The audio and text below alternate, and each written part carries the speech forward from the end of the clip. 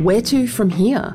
After the Voice referendum was resoundingly defeated, Indigenous leaders are looking for a way forward and grasping for explanations. Today, Paige Taylor on our growing understanding of how the nation voted and what elders believe should happen now.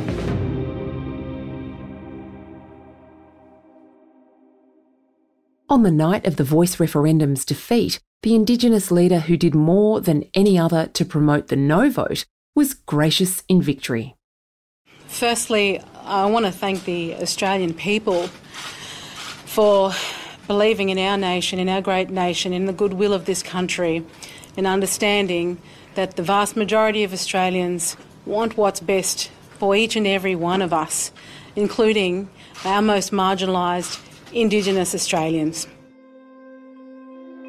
But among many other Indigenous leaders, there's grief and soul-searching about the failure of the Voice to Parliament referendum. One group of so far unnamed leaders expressed it like this in an open letter to Anthony Albanese. We've asked a voice actor to bring you their words. We accept that the majority of non-Indigenous voting Australians have rejected recognition in the Australian Constitution. We do not for one moment accept that this country is not ours.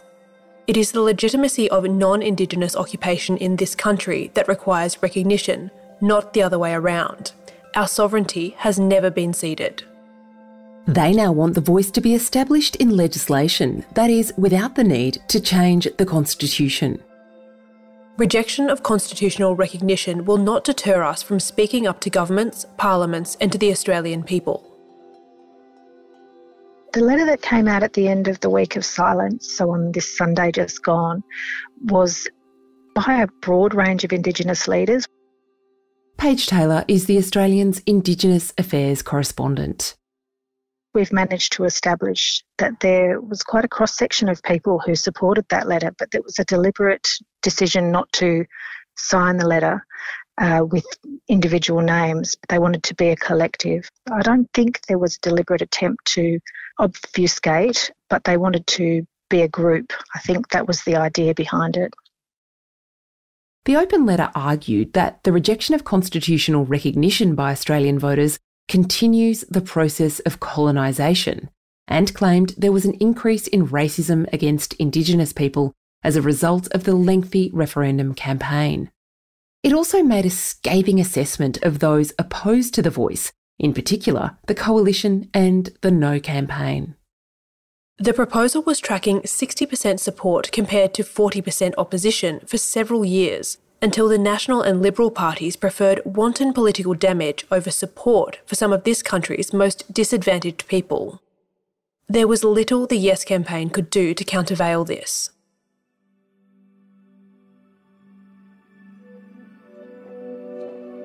There were, in the letter, some positive notes.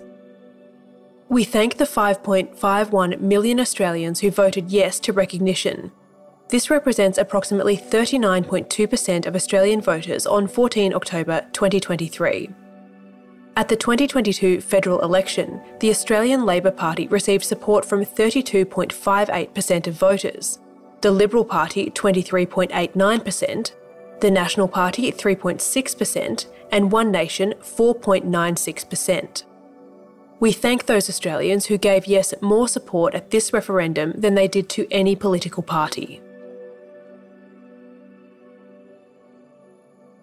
What do you know about how it ended up in the state that it was, a pretty emotional and very sad expression? I think that people might be surprised about some of the conservative-leaning Indigenous leaders who fully supported some of the sentiments in that letter. There was a lot of hurt and upset in the week after the referendum. I don't think the result was a shock, but it really stung for a lot of people who felt that some of the no voters really had no empathy for Indigenous Australians, and I know that that's not how a lot of no voters feel, but that was how the vote was received. It was a very painful time, and I think it is still a very painful time. They talk about the fact that millions of Australians did vote yes, that millions of Australians volunteered for the Yes campaign. When you talk to Indigenous people in your reporting page, are you hearing any of that positivity, or not really? I'm hearing both. I'm hearing despair and a sense that it's back to begging the government to please listen to us, please work with us. That's a very depressing notion for a lot of people. But it is true that people have taken a lot of heart from the sheer numbers of Australians who voted yes. There's a lot of talk now about what to do with that momentum. There's a sense that this could be more than just a moment of defeat. And I think that came through in the letter too, when they were talking about the fact that this could end up being a voice that's outside legislation, outside the Constitution, but some kind of beginning. Coming up, so if we don't get a voice in the Constitution, what are the options?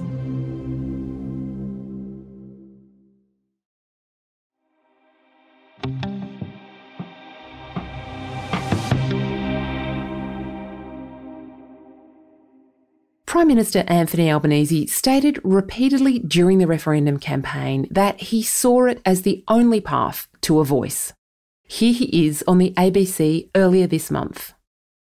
So if Australians say they don't want it in the Constitution, surely then you would still legislate the voice, set it up in law? No, what we've done here, David, is respect the request for Indigenous Australians for recognition in the form that they have asked for it through the Uluru Statement. But we will also respect the response of Australians next Saturday. What does that mean? It means that if Australians vote no, I don't believe that it would be appropriate to then go and say, oh, well, you've had your say, but we're going to legislate anyway.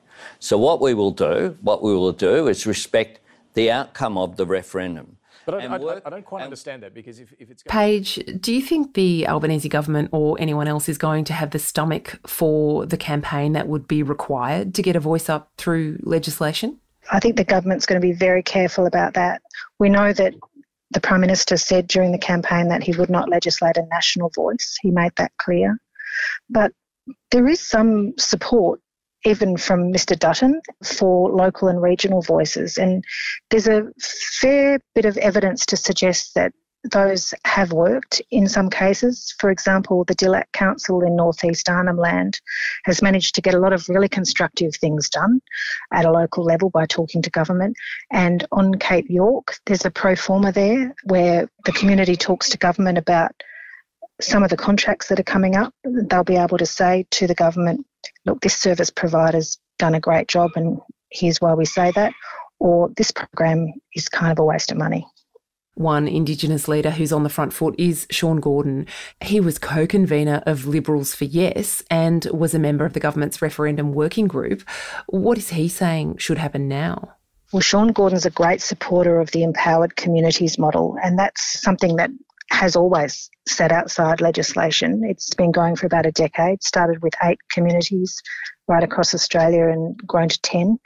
And that's an interesting project, actually, which he thinks should be rolled out if the communities in other places want it. They've had a lot of struggles trying to get things done without legislation in the past, but through sheer persistence, those members of empowered communities have been able to set up relationships, really, with government, and they've been able to do things like acknowledge how different communities are. For example, some wanted the cashless debit card in the East Kimberley. That worked for them. Others didn't want it. During the campaign, leaders including Noel Pearson and Marcia Langton indicated they'd step back from the public debate if the referendum were defeated. I expect that some of the big intellects in the Indigenous movement will have their say eventually. They are in a quiet period at the moment because it wasn't just an election defeat. You could see the sadness on referendum night. These people aren't going to get another turn at victory in 3 to 4 years. This is a generational loss.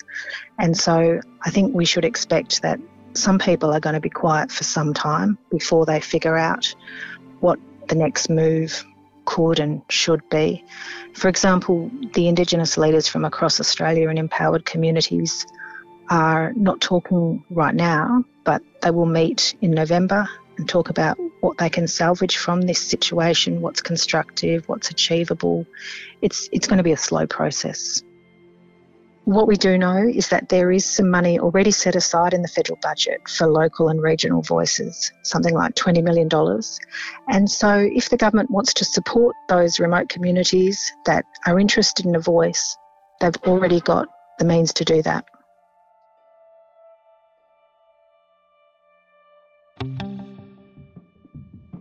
Paige Taylor is the Australian's Indigenous Affairs correspondent. Thanks for joining us on The Front. Our team is Tiffany Dimmack, Kristen Amiot, Leah Tsamaglu, Jasper Leek and me, Claire Harvey.